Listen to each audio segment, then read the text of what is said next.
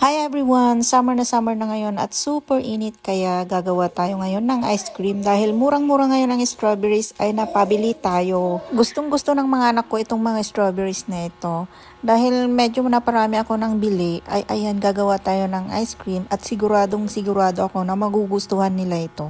Kaya ayan, simulan na natin ang paggawa ng ating strawberry ice cream. Buguan nga nalain.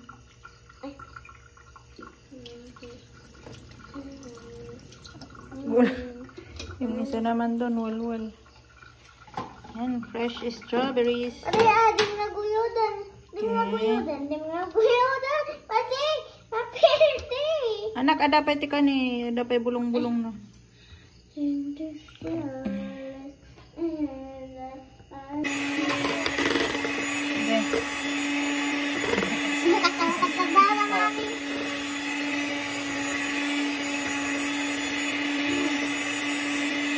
Lagi na.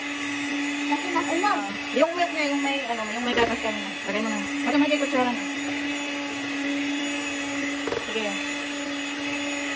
Ayan, strawberry puree. May gatas. Alam na ka.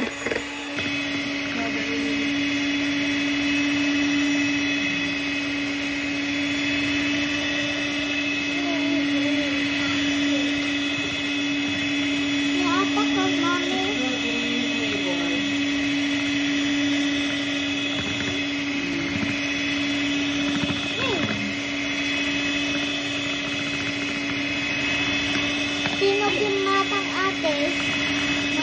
Atas strawberry flavor. Nabanlog ako.